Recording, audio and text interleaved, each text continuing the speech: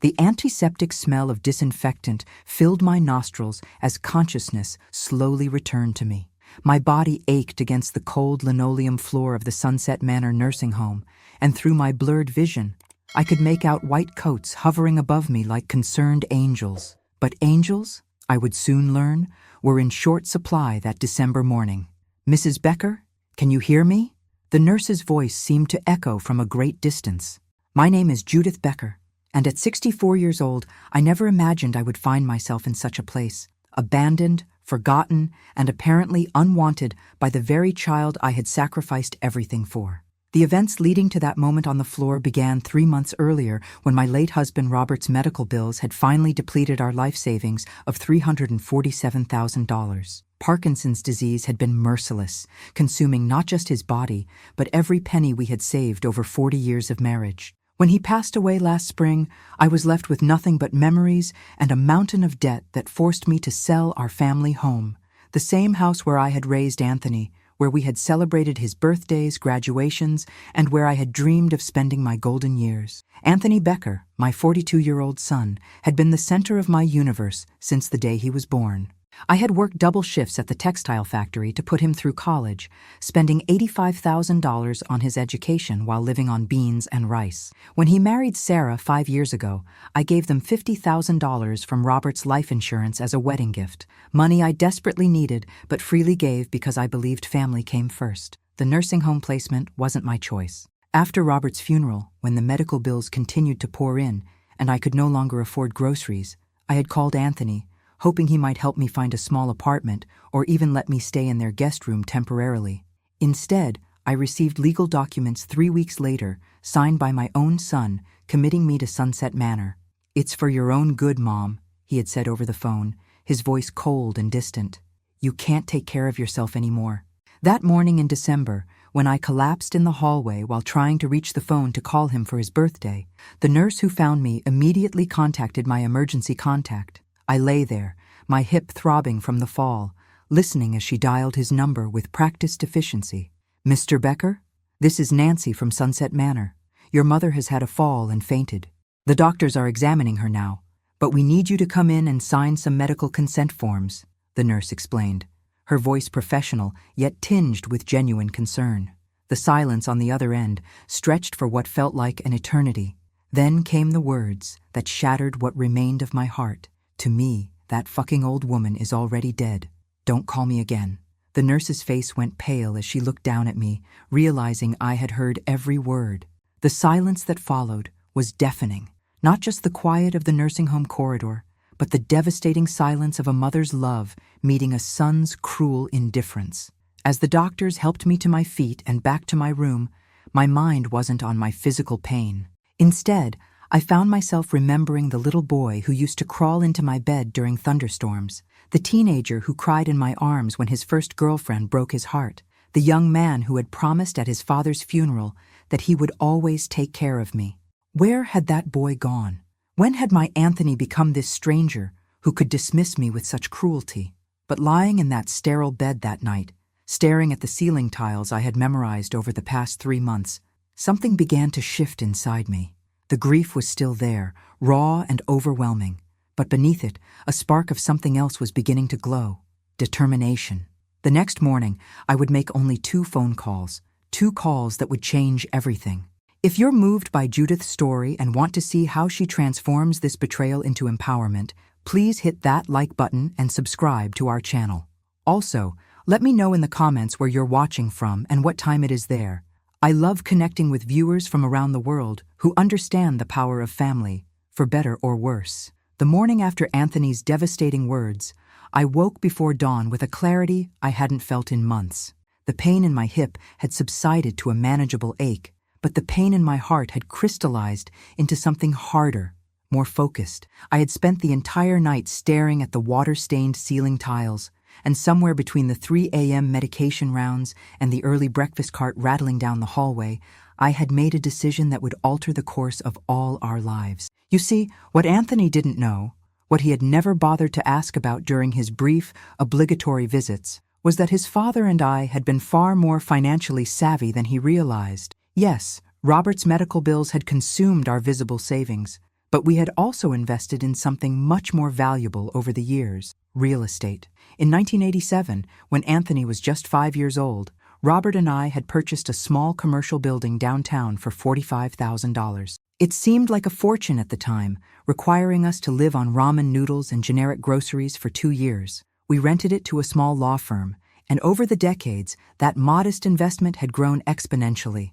By 2023, the building was worth $1.2 million, and the rental income had quietly sustained us through Robert's illness without Anthony ever knowing it existed.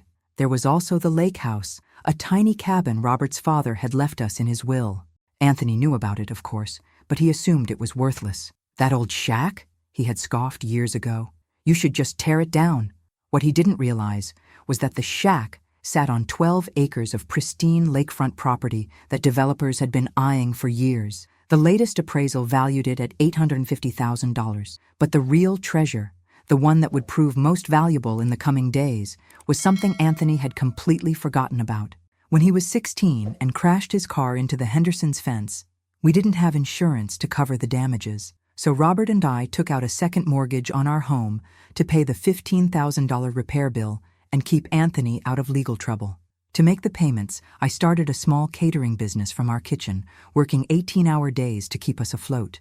That catering business, Judith's Kitchen, had grown quietly over the years. What started as weekend wedding receptions had evolved into corporate contracts and event planning. By the time I officially retired at 60, I was pulling in $180,000 annually. The business still operated under a management company I had hired, generating passive income that Anthony knew nothing about. As I sat in my narrow nursing home bed that morning, I reached for the phone on my bedside table, the same phone Anthony had refused to answer the day before.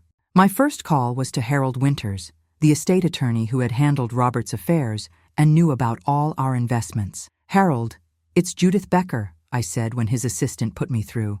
"I need you to draft some documents for me.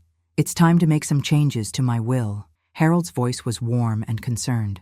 "Judith, how are you holding up? I heard about your situation at the nursing home. If you need financial help, that's exactly why I'm calling," I interrupted gently. "But not for the reasons you might think. Harold, I want to remove Anthony as my sole beneficiary, completely." There was a pause on the other end of the line. Harold had known our family for 15 years.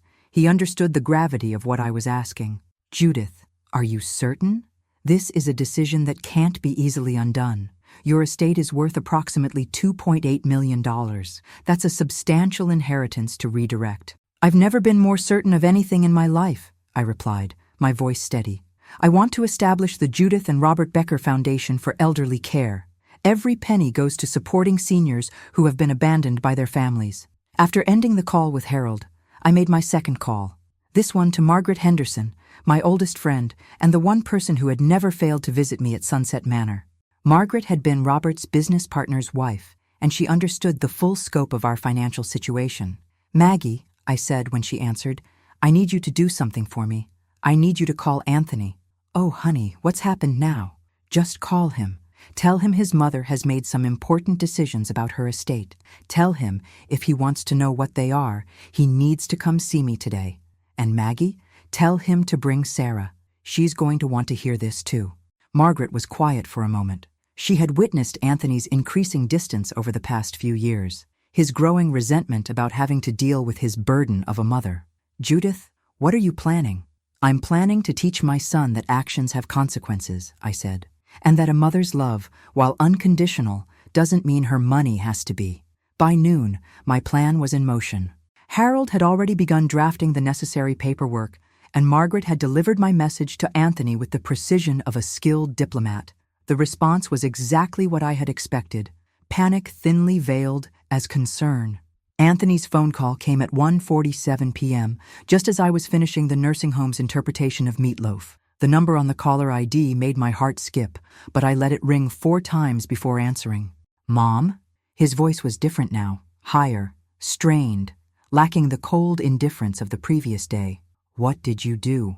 I had rehearsed this moment in my mind all morning, imagining the satisfaction I would feel when I finally had the upper hand.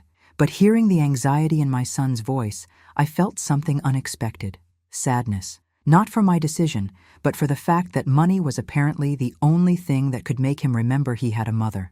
"Wasn't I dead?" I asked calmly, using his own words from the day before. The silence stretched between us like a chasm. I could hear Sarah's voice in the background, urgent and demanding, but I couldn't make out the words. "Mom, I was upset yesterday. The stress at work, the new house payments." "The new house?" I interrupted. "What new house, Anthony?"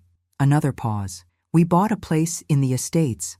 Sarah's been wanting to move there for years, and with we figured, with the inheritance you were expecting from your dead mother?" The words came out sharper than I intended, but they needed to be said. "That's not what I meant." "Then what did you mean, Anthony?" "Because yesterday when the nursing home called because I had fallen and needed medical attention, you told them I was already dead. You told them not to call again."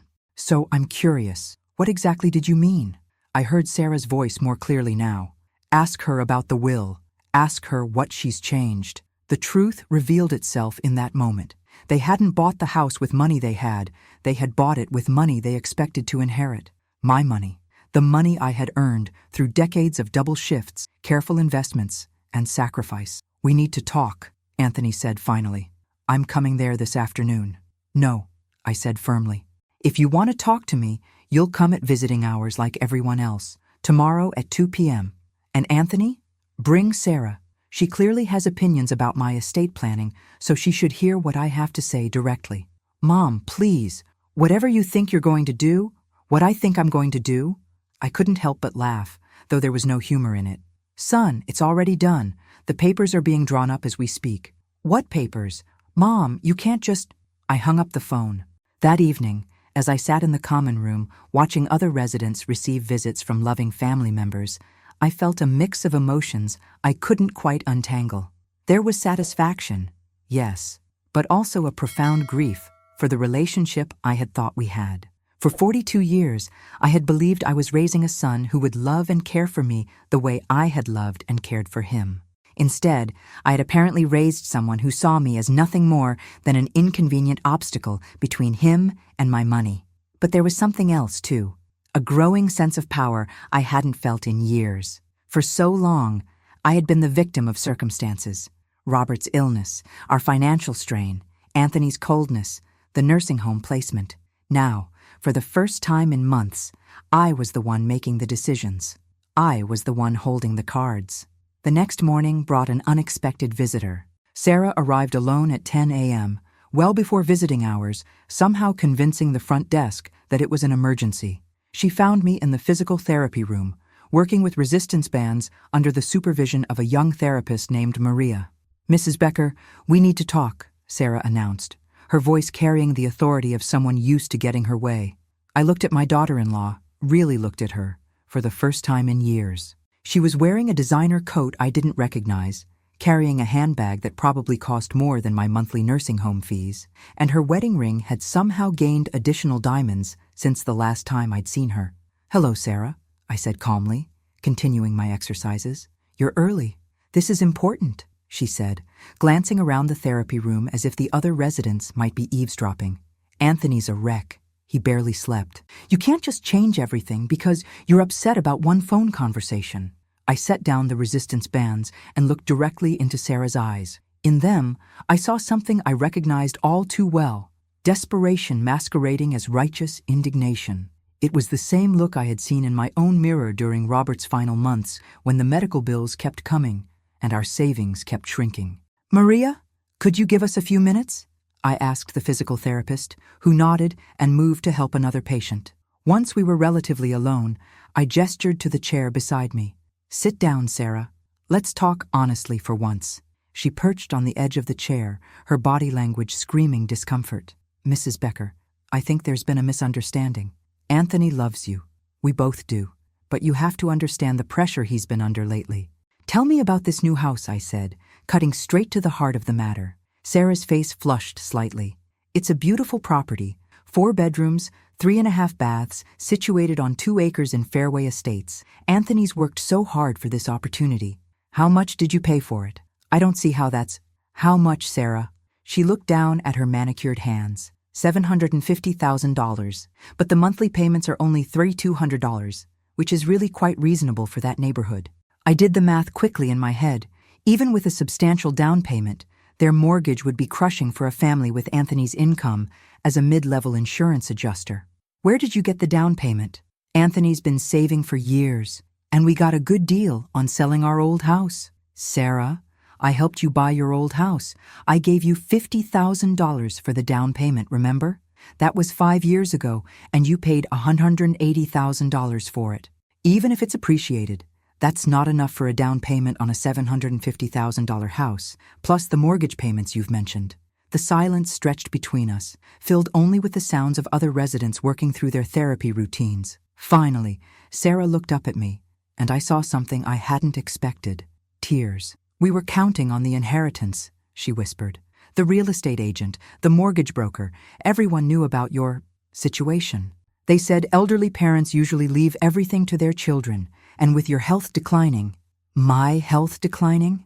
I felt a cold anger building in my chest. Sarah, I'm in this nursing home because I couldn't afford to live independently after paying for Robert's care, not because I'm dying. I'm 64 years old, not 94. But Anthony said— What exactly did Anthony say? She wiped her eyes, smearing her carefully applied makeup. He said you were getting confused, forgetting things. He said the doctors recommended long-term care because you weren't safe living alone anymore. The pieces of the puzzle were finally coming together, and the picture they formed was uglier than I had imagined. Sarah, has Anthony ever brought you to visit me here?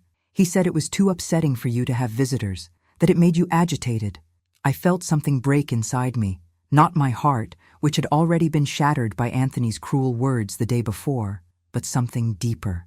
My faith in the son I had raised, the last vestiges of hope that this was all some terrible misunderstanding. Sarah, I want you to look around this room. Do I seem confused to you? Agitated? Unable to care for myself? She followed my gaze, watching as I moved through my physical therapy routine with competence and clarity. I could see the realization dawning in her eyes. She had been lied to as completely as I had been abandoned. The financial advisor, she said slowly, the one who helped us with the mortgage application. He said that elderly parents in assisted living typically pass their estates to their children within 2 to 5 years. He said it was a safe bet.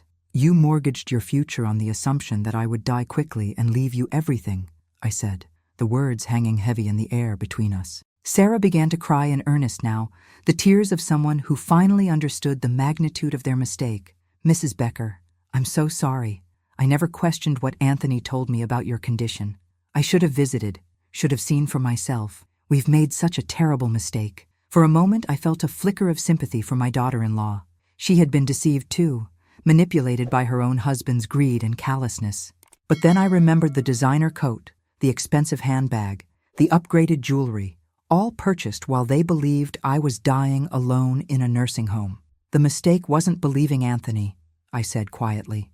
The mistake was building your dreams on the grave of someone who's still very much alive. The mistake was celebrating an inheritance from a woman you couldn't even be bothered to visit. By the time 2 p.m. arrived the next day, word had somehow spread through Sunset Manor that something significant was about to happen. The usually quiet activity room buzzed with anticipation as residents and staff found reasons to linger nearby. Even Mrs. Patterson, who normally spent her afternoons napping, had positioned her wheelchair where she could observe the unfolding drama. Anthony arrived exactly on time, but he looked like he hadn't slept in days. His usually immaculate appearance was disheveled, wrinkled shirt, unshaven face, and eyes red-rimmed with worry. Sarah followed behind him, noticeably more subdued than during our conversation the previous day. I had chosen to meet them in the main sitting area rather than my room. I wanted witnesses to whatever was about to transpire, and I wanted Anthony to see that I was surrounded by a community of people who actually cared about my well-being. "Hello, Anthony," I said as he approached. My voice was steady, but my heart was racing. 42 years of motherhood don't disappear overnight, and despite everything, seeing my son in distress still affected me. He sat across from me, his hands fidgeting nervously. "Mom, we need to talk about whatever you think you're doing. Sarah told me about your conversation yesterday. Did she tell you about the lies you've been spreading? About how you convinced her I was confused and dying?" Anthony's face flushed red. "I never said you were dying. I said you were declining, which you are. Look at where you're living. I'm living here because you had me committed, Anthony. Against my will, I might add. I'm living here because I spent every penny I had keeping your father alive and comfortable during his final months. And when I asked you for help finding an affordable apartment, you filed legal papers instead. You couldn't take care of yourself. Based on what evidence? My voice rose slightly, and I noticed several residents turning to look. I was still driving, still cooking, still managing my own finances. The only thing I couldn't manage was the rent on our family home after paying $347,000 in medical bills. Sarah reached for Anthony's arm, but he shrugged her off. You're being dramatic, Mom. We thought this place would be good for you. You have people around, activities, medical care if you need it. You thought this place would warehouse me until I died and left you my money, I said bluntly. Don't insult my intelligence by pretending this was about my welfare. Anthony stood up abruptly, his chair scraping against the floor. Fine. Yes, we knew you had money. Yes, we made financial decisions based on the assumption that we would inherit it eventually. But that doesn't make us monsters, Mom. That makes us practical. The room had gone completely silent now. Even the television had been muted, and I could feel every eye in the place focused on our table. Practical, I repeated slowly. Is that what you call telling the nursing home staff that I was already dead to you? I was angry. I'd had a terrible day at work. Sarah was pressuring me about the mortgage payments, and I snapped. You snapped? I felt my carefully controlled composure beginning to crack. Anthony, I fell. I hit my head on the floor and could have seriously injured myself. The nurses called you because they were worried about me, and you told them I was fucking dead. Several residents gasped at my language, but I was beyond caring about propriety. And the worst part, I continued, my voice growing stronger, is that you couldn't even be bothered to lie properly. You couldn't say, I'm sorry, I can't make it right now, but please take good care of her. You couldn't pretend to care even for the sake of appearances. You showed those nurses, the people who feed me and help me bathe and sit with me when I can't sleep, exactly what you really think of me. Anthony slumped back into his chair, his face crumpling. For a moment, I saw a glimpse of the little boy I had raised, the child who used to cry when he accidentally stepped on ants. Mom, I'm sorry. I'm so sorry. I've been under so much pressure, and I lost myself. No, Anthony. You found yourself. This is who you really are when the mask comes off. I reached into my purse and pulled out a manila envelope. Inside were copies of the documents Harold had prepared, the new will, the foundation paperwork, and a detailed accounting of my assets that I was sure would shock them both. This is what I wanted to show you, I said, sliding the envelope across the table. Your inheritance. Anthony opened the envelope with shaking hands, his eyes widening as he scanned the first page. Sarah leaned over to read alongside him, and I watched their faces change from confusion to disbelief to pure panic. This can't be right, Anthony whispered. You're worth almost $3 million? Robert and I were very careful with our investments. We lived modestly so we could build something lasting. But you said you were broke. You said you couldn't afford to keep the house. I couldn't afford to keep the house and pay Robert's medical bills and maintain my previous lifestyle. But broke? No, Anthony, I was never broke. The color drained from Anthony's face as he continued reading through the documents. Sarah sat frozen beside him, her earlier tears replaced by a look of dawning horror as the full scope of their financial miscalculation became clear. The lake house alone is worth $850,000, I said calmly, watching them process the information. Your father's family cabin that you wanted me to tear down? Developers have been calling every month for the past 3 years, offering to buy it. Anthony looked up from the papers, his voice barely a whisper. You let us think you were destitute. You let us take on that mortgage thinking we'd inherit everything, and you knew we were struggling. I let you make your own choices based on your own assumptions, I corrected. You never asked about my finances, Anthony. You never asked what assets Robert and I might have had beyond our savings account. You saw the medical bills and the house sale and assumed that was everything. But why? Sarah finally found her voice, though it shook as she spoke. Why didn't you tell us? We could have made different decisions, been more careful. Because I wanted to see what kind of people you really were when you thought I had nothing left to give you. The words hung in the air like a verdict, and now I know. Anthony was frantically flipping through the pages, his breathing becoming more labored as he read about investment properties, business assets, and carefully managed portfolios that had grown over decades of wise financial planning. "Judith's kitchen is still operating?" he asked, his voice cracking. "Your catering business is worth $400,000? "The management company I hired has done an excellent job. They've expanded into 3 cities and signed several corporate contracts. The business I started to pay for your car accident has become quite successful." "This is insane," Anthony said, standing up again and beginning to pace. "You've been sitting in this nursing home, letting us think you were poor and helpless, while you're secretly a millionaire?" "I've been sitting in this nursing home because my son had me legally committed rather than helping me find appropriate housing.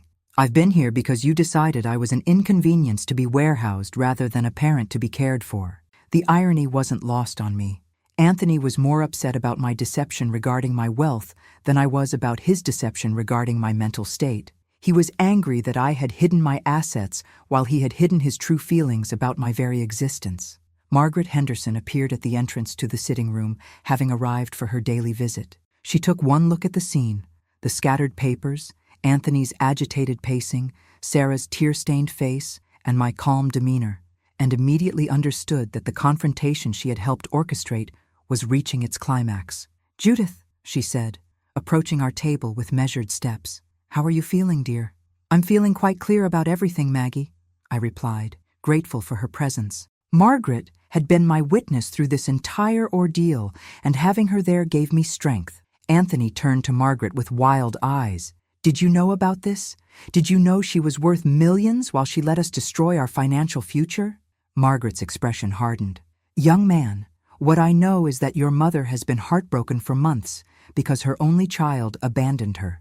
What I know is that she's been crying herself to sleep in this place because the son she sacrificed everything for couldn't find the time to visit her. We thought she was confused. We thought visits would upset her." "You thought what was convenient for you to think," Margaret shot back, "because if you had visited even once, you would have seen that your mother is as sharp and capable as she ever was." I reached across the table and put my hand over the papers Anthony was still clutching. "The foundation documents are in there too," I said quietly. "The Judith and Robert Becker Foundation for Elderly Care. Every penny of my estate will go to helping seniors who have been abandoned by their families." Anthony's legs seemed to give out, and he collapsed back into his chair. "You can't do this. You can't just give away $3 million out of spite." "Spite?" I felt something shift inside me, a final lock clicking into place. "Anthony, this isn't about spite. This is about ensuring that my life's work goes to something meaningful instead of enabling people who mistake cruelty for practicality." Sarah was reading over the foundation documents now, her face growing paler with each paragraph. "Mrs. Becker, please. We made mistakes, but we can fix this. Anthony can move you out of here, find you a nice apartment. We can start over." "With what money?" I asked. "According to these documents you've signed, you're committed to mortgage payments of $3,200 per month for the next 30 years. That's over $1.1 million you'll pay for a house you bought with money you never had." The mathematical reality was sinking in now. Without my inheritance to bail them out, they were financially trapped in a lifestyle they couldn't afford, with no escape route in sight. The silence that followed was deafening. Around us, the nursing home continued its afternoon rhythm. Residents playing cards, staff members distributing medications, the distant sound of a television. But at our table, time seemed suspended as the full weight of the situation settled over my son and daughter-in-law. Anthony's hands were shaking as he set down the papers. When he looked up at me, his eyes were filled with a desperation I had never seen before, not even when he was a child afraid of thunderstorms. "Mom, please. I know I said terrible things. I know I've been a horrible son. But you can't destroy our entire future because of one bad day." "One bad day?" I kept my voice level, though inside I felt a storm of emotions. "Anthony, you haven't visited me in 3 months. You had me committed to this facility against my will. You told your wife I was confused and dying to justify your financial decisions. And when I actually needed medical attention, you told the nurses I was dead to you. This isn't about one bad day. This is about the kind of person you've become." Sarah was crying again, but these weren't the tears of remorse I had seen the day before. These were tears of pure panic. "We'll lose everything," she whispered. "The house, the cars, everything we've worked for. Everything you thought you'd inherited, you mean, Margaret said sharply. She had taken a seat at our table, positioning herself as both witness and support. You worked for exactly nothing, dear. You spent money you didn't have on the assumption that Judith would die conveniently and fund your lifestyle. Anthony suddenly jumped up and knelt beside my chair, grabbing my hands with an intensity that made several residents look over in alarm. Mom, I'll do anything, anything. I'll move you out of here today.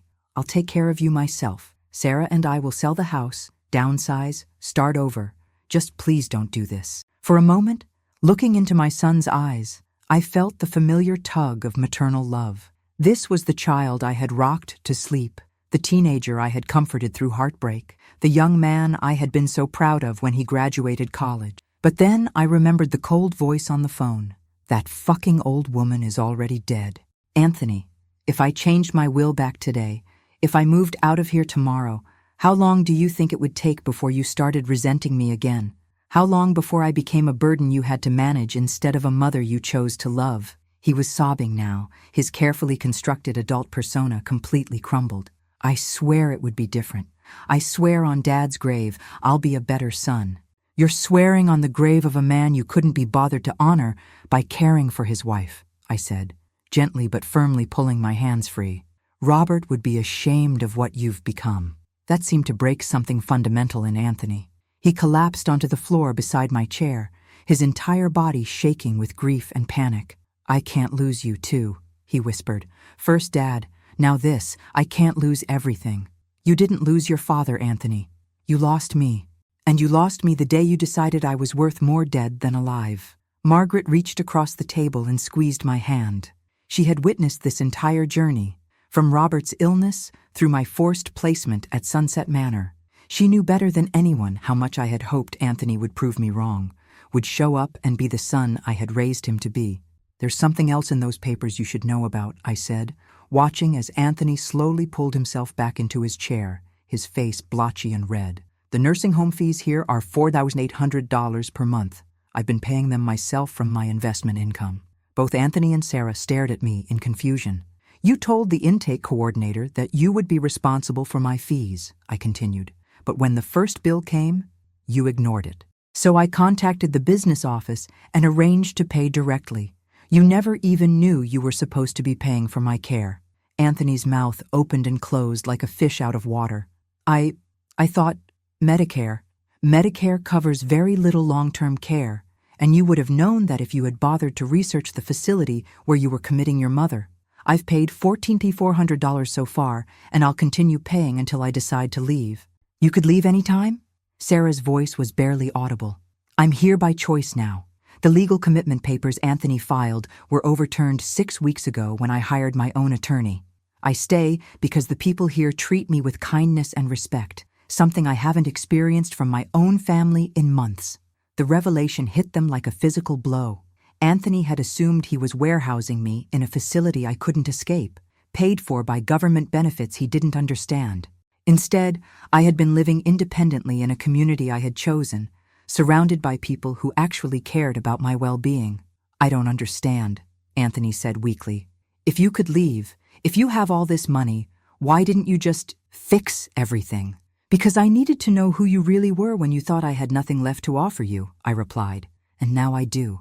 2 weeks after our confrontation in the nursing home sitting room, I was sitting in Harold Winter's law office, putting the final touches on the most important documents of my life. The Judith and Robert Becker Foundation for Elderly Care was about to become a reality, ensuring that my life's work would continue long after I was gone. Are you certain about this, Judith? Harold asked as I signed the final papers. Once these documents are filed, the foundation will be irrevocable. Your estate will be permanently committed to this cause. I've never been more certain of anything, I replied, my signature firm and clear. This money will help seniors who have been abandoned by their families, who need advocates when their own children fail them. It's the best possible use of everything Robert and I built together. The past 2 weeks had been a whirlwind of activity.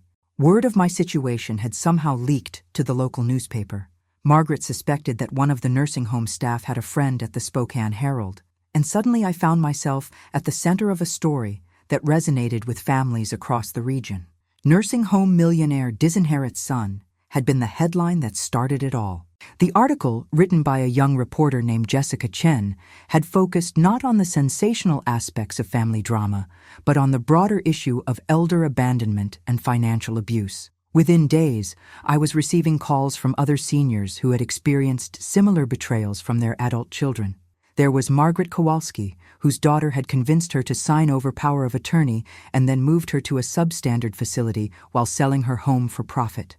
There was William Torres, whose son had emptied his bank accounts to pay for a failed business venture, leaving him dependent on charity for basic needs. Each story broke my heart and strengthened my resolve. The foundation wasn't just about punishing Anthony. It was about creating a safety net for vulnerable seniors who had nowhere else to turn. My phone had been ringing constantly. Anthony called every day, sometimes multiple times, begging me to reconsider.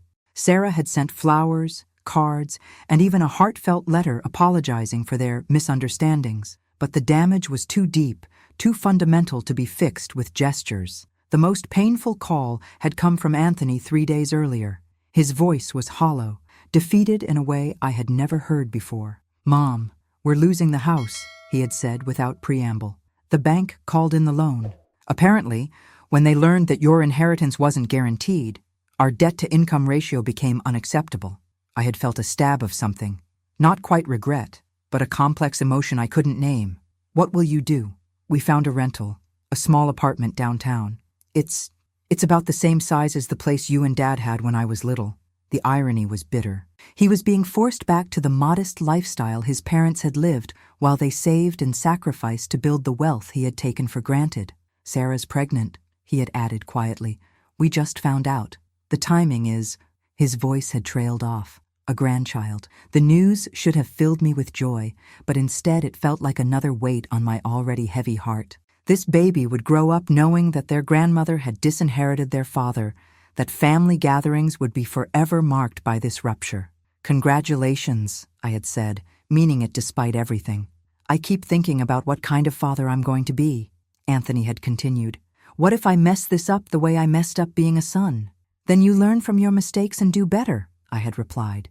"That's what good parents do." Now, sitting in Harold's office, I thought about that conversation as I signed the foundation documents. Maybe someday Anthony would understand that losing my money was less important than learning to be a better person. Maybe someday he would realize that the greatest gift I could give his child was the knowledge that actions have consequences, that love requires more than expectation and entitlement. "The foundation will be operational within 30 days, Harold explained as he gathered the signed documents. "You'll serve as the founding director, and the board we've assembled includes several community leaders who understand the mission." I nodded, feeling a sense of completion I hadn't experienced in months. "What about the liquid assets? When will those be transferred?" "The immediate funds, about $800,000 from your investment accounts, will transfer next week. The real estate sales will take longer, perhaps 6 months to a year, but that will bring the foundation's initial endowment to approximately $2.8 million. As I prepared to leave Harold's office, my phone buzzed with a text message from Margaret. "Channel 7 wants to interview you about the foundation. Are you ready for that level of attention?" I considered the question carefully. Part of me wanted to retreat to the quiet anonymity of my nursing home room, to process this massive life change away from public scrutiny. But another part of me, the part that had spent decades fighting for things I believed in, knew that this story could help other families avoid the mistakes we had made. I typed back, "Schedule the interview. It's time to tell the whole story." The television interview was scheduled for the following Friday at Sunset Manor, and by Wednesday, the nursing home was buzzing with excitement. My fellow residents had adopted my cause as their own, with several sharing their own stories of family abandonment and financial betrayal during our daily activities. Mrs. Patterson, who rarely spoke above a whisper, had surprised everyone by announcing that her own son had been trying to convince her to sign over her house deed for tax purposes. After hearing my story, she had contacted her own attorney and discovered that the tax benefits her son described were actually a scheme to claim ownership of her property. "You gave me the courage to fight back," she told me, as we sat together in the common room, waiting for the news crew to arrive. 60 years I've been taking care of everyone else.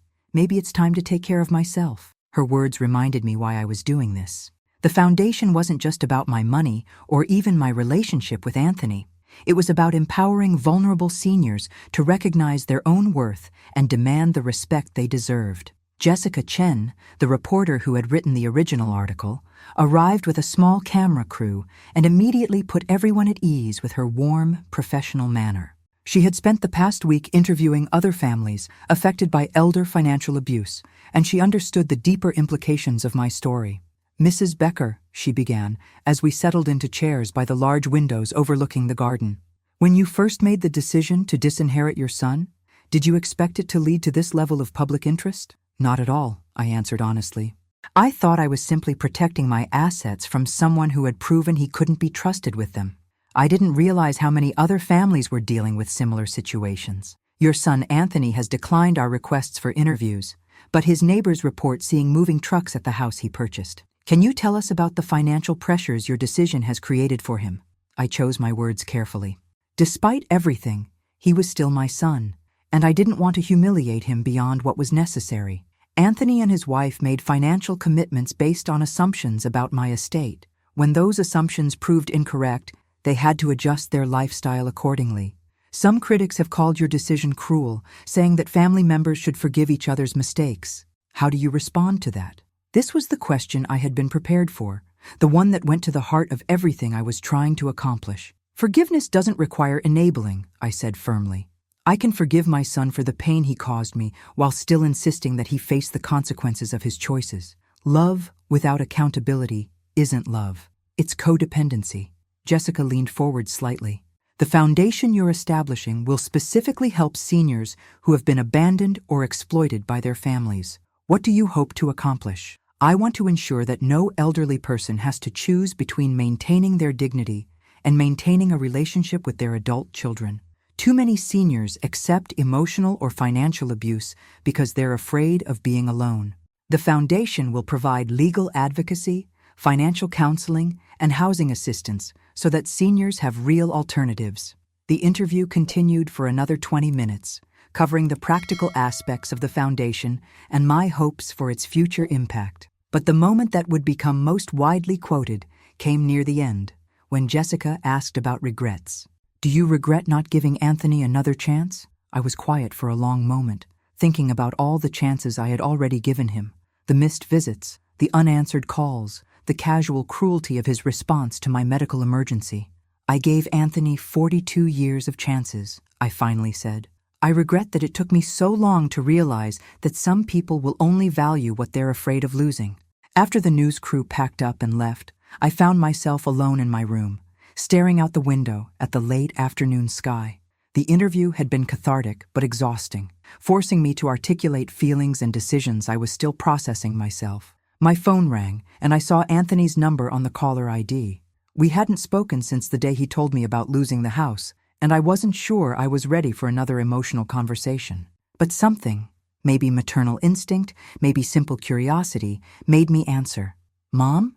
His voice was different again, quieter, more subdued than I'd heard it since this all began. "Hello, Anthony. I saw the interview. It's already online." He paused, and I could hear what sounded like traffic in the background. "You were really composed, professional. You made your points clearly." I wasn't sure if he was complimenting me or criticizing me. "Thank you, I think. The foundation? It's really going to help people?" "That's the plan." Another long pause. "I keep thinking about what you said, about giving me 42 years of chances, and I realized I never gave you any. I never gave you the chance to explain your financial situation, or to tell me what you needed, or to be anything other than what I expected you to be." His words surprised me. In all our conversations since this crisis began, he had focused on defending himself, justifying his actions, or pleading for forgiveness. This was the first time he seemed to be genuinely reflecting on his role in our relationship's breakdown. "Anthony, no, let me finish. I need to say this." His voice was stronger now, more determined. "I've been thinking about the baby, about what kind of father I want to be. And I realized that if I want my child to respect me, I need to start by respecting the people who raised me." I felt tears welling up in my eyes, but I fought them back. "What are you saying?" "I'm saying I understand why you did what you did. I'm saying that if I were in your position, I probably would have done the same thing. And I'm saying that even though it's too late for me to inherit your money, It's not too late for me to earn your respect. 6 months later, I was standing in the community center where the Judith and Robert Becker Foundation had just opened its first satellite office. The room was filled with seniors, their adult children, attorneys, social workers, and community advocates, all gathered to celebrate the launch of our Elder Advocacy Program. The foundation had exceeded every expectation. Within 3 months of its establishment, we had helped 42 seniors escape financial abuse situations, provided legal representation for 12 cases of elder neglect, and established a housing assistance program that had already helped 6 vulnerable seniors find safe, affordable living arrangements. More importantly, we had started a conversation about family responsibility and elder care that was spreading far beyond Spokane. I had received letters from adult children across the country who had read about our story and began examining their own relationships with their aging parents. Some, horrified by the parallels they saw to Anthony's behavior, had reached out to estranged parents to make amends. Others had contacted the foundation seeking guidance on how to repair damage they had caused. But perhaps the most meaningful correspondence had come from seniors themselves, elderly parents who had found the courage to set boundaries with exploitative adult children, grandparents who had refused to be manipulated or guilt-tripped into enabling destructive behavior, and widows and widowers who had discovered their own strength and worth, despite their families' attempts to diminish them. As I looked around the room that evening, I spotted a familiar figure near the refreshment table. Anthony stood quietly in the corner, wearing a simple suit I recognized from years past, his face serious but calm. Beside him, Sarah cradled their 3-month-old daughter, Emma. I hadn't seen them since the day of our confrontation at Sunset Manor. Our phone conversations had become more frequent and more honest over the months, but this was the first time Anthony had asked to see me in person since learning about my decision. "Mom," he said as I approached, his voice carrying none of the desperation or anger I remembered. "Thank you for letting us come tonight." "Thank you for wanting to be here," I replied, looking down at my granddaughter for the first time. She was beautiful, dark hair like Anthony's, but with Robert's distinctive blue eyes. "She's lovely. We named her Emma Judith," Sarah said quietly. "We wanted her to carry part of you with her, even though her grandmother disinherited her father," I finished gently. "Sarah, what matters isn't the money Emma won't inherit. What matters is the lesson she will learn about the importance of treating people with dignity and respect." Anthony shifted uncomfortably.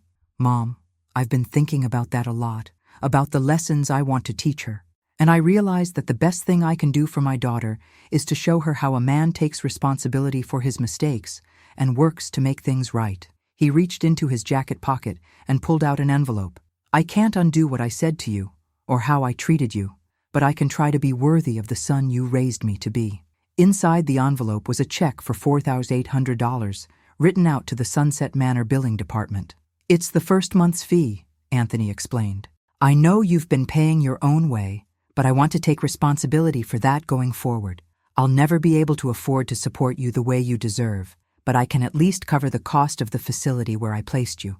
I looked at the check, then at my son's face. The desperate, entitled man who had knelt beside my chair 6 months ago was gone.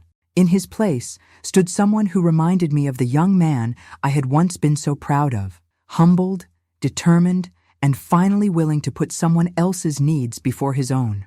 "Anthony, this represents a significant sacrifice given your current financial situation. That's exactly why it's important," he said firmly. "For too long, I treated you like your value was measured by what you could give me. I need to learn to give without expecting anything in return." I folded the check and slipped it back into the envelope. "I'll accept this on one condition. You take parenting classes, both of you." Sarah nodded immediately. "We've already enrolled. The first session is next week. And you visit regularly. Not because you feel obligated, but because you want to know your daughter's grandmother." "Yes," Anthony said, his voice thick with emotion. "If you'll have us." As the evening wound down and the community center began to empty, I found myself sitting with my granddaughter while Anthony and Sarah helped stack chairs and clean up. Several foundation board members had commented on how helpful they were, how different Anthony seemed from the bitter, desperate man they had heard about in our early planning meetings. "Judith," Margaret said, settling into the chair beside me, "you should be proud of what you've accomplished here. Not just with the foundation, but with your family. I'm not sure I can take credit for Anthony's growth, I replied, watching my son laugh at something one of the volunteers had said. He chose to change. I just stopped enabling him not to. That's exactly what you should take credit for, Margaret insisted. You loved him enough to let him face the consequences of his choices. That's the hardest thing a parent can do. As we prepared to leave that night, Anthony approached me with an expression I hadn't seen since he was a small child, asking for forgiveness after breaking something valuable. Mom, I know I can't undo the past 6 months. I know I can't take back what I said about you being dead to me. But I want you to know that you're not just alive to me now. You're everything. You're the mother who sacrificed for me, the grandmother my daughter needs, and the woman who built something beautiful out of the pain I caused you. I reached up and touched his face, feeling the stubble and the worry lines that hadn't been there a year ago. Anthony, you are the child I raised you to be. It just took you a little while to remember who that was. As I write this, it has been 1 year since that terrible day when I woke up on the nursing home floor and heard my son declare me dead. The Judith and Robert Becker Foundation now operates in 3 states and has helped over 200 seniors escape exploitation or abandonment by their families. I still live at Sunset Manor, not because I have to, but because I've built a community here that enriches my life every day. Anthony visits every Sunday with Sarah and Emma. We have dinner together, and he tells me about his work at the insurance agency where he's been promoted twice since taking responsibility for his life. Sarah has become an advocate for elder rights in her own right, volunteering with the foundation and helping other families navigate the complex emotions of aging and dependency. But perhaps the most important thing is this: my granddaughter will grow up knowing that love requires action, that family means responsibility, and that every person, regardless of age, deserves to be treated with dignity and respect. I learned that a mother's love doesn't always mean saying yes. Sometimes the most loving thing you can do is say no, set boundaries, and insist that people earn the privilege of your time, your resources, and your trust. I wasn't dead on that cold nursing home floor. I was just beginning to live. Thank you for joining me on this journey of heartbreak and healing. If this story has touched you, please like this video and subscribe to our channel for more inspiring stories of resilience and redemption. And please leave a comment telling us where you're watching from and what time it is there. I love knowing that these stories connect us across distance and time zones. Remember, it's never too late to stand up for yourself, and it's never too late for family to change for the better.